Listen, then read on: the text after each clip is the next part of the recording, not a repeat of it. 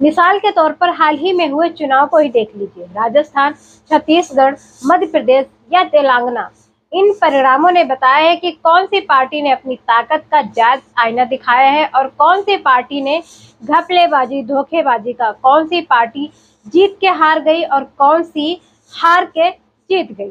बल्कि यह भी बताया है कि जनता के मुद्दे अब लोकल नहीं रहे, सियासत का पारा हाई।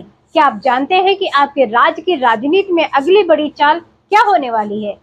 कौन सा गठबंधन बनेगा, कौन टूटेगा, क्यों एक विधायक का एक बयान पर पूरे देश की राजनीति को हिला देता है? दोस्तों, इस समय पॉलिटिक्स की सबसे हॉट सीट है चुनावी राजनीति और राज्य चुनाव।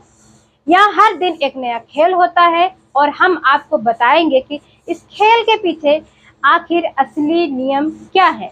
तो तैयार हो जाइए, क्योंकि आज हम चुनावी राजनीति के सफर पर चलेंगे और सबसे बड़े ट्रेडर्स का पर्दाफाश करने वाले हैं।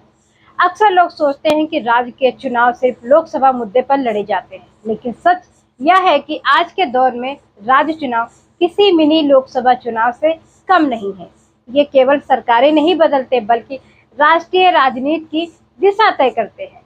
मिसाल के तौर पर हाल ही में हुए चुनाव को ही देख लीजिए। राजस्थान, छत्तीसगढ़, मध्य प्रदेश या तेलंगाना, इन परिणामों ने बताया है कि कौन सी पार्टी ने अपनी ताकत का जायज आईना दिखाया है और कौन सी पार्टी ने घपलेबाजी, धोखेबाजी का, कौन सी पार्टी जीत के हार गई और कौन सी हार के जीत गई। बल्कि यह भी बताया है कि जनता के मुद्दे अब लोकल नहीं रहे, बल्कि राष्ट्रीय एजेंडे से जुड़ गए हैं। यहाँ काम करना पड़ेगा, जुमलेबाजी से काम नहीं चलेगा। सबसे बड़ा ट्रेंड जो इस वक्त दिख रहा है वो है गठबंधन का उलझाव। क्षेत्रीय पार्टियां अब किंग मेकर की भूमिका में हैं, चाहे वो बिहार की अस्थिर राजनीति हो, जहां नीतीश कुमार और चिराग पासवान जैसे नेता अचानक समीकरण बदल देते हैं, या फिर विपक्षी एकता की कोशिशें। अब बात करते हैं बहुजन समाज पार्टी की। इस समय जब हर कोई गठबंधन बनाने या तोड़ने में लगा है, तब बसपा का स्टैंड बाकी सबसे अलग है। बसपा सुप्रीमो मायावती जी ने पहले से ही साफ संकेत दिए हैं कि वह ज्यादातर राज्यों में अकेले चुनाव लड़ने की रणनीति पर आगे बढ़ेंगी। पार्टी का मानना है कि गठबंधन में उनका कोर वोट बैंक बाकी दूसरी पार्टियों के पास शिफ्ट हो जाता है, इसलिए वे अपने दम पर अपनी सामाजिक और चुनावी ताकत को फिर से मजबूत करने पर जोर दे रही हैं और उसका असर भी दिखाई दे रहा है। सभी पदाधिकारी कार्यकर्ताओं में सक्रियता दिखाई दे रही है। माननीय काशीराम साहब के परिनिर्वाण दिवस के अवसर पर राजधानी लखनऊ में 9 अक्टूबर को होने वाली रैली पुराने सभी रिकॉर्ड तोड़ सकती है। इसके लिए बसपा में तैयारियां बड़े जोरों शोरों से चल रही हैं।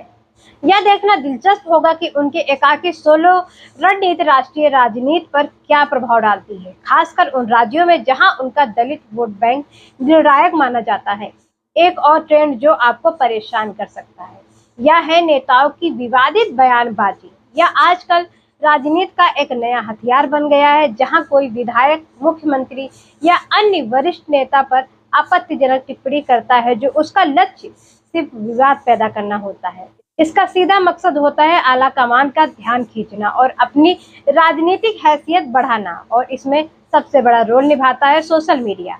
एक बयान मिनटों में वायरल होता है और राजनीति गर्मा जाती है। यह लोकतंत्र को मजबूत कर रहा है या कमजोर, यह एक बड़ा सवाल है।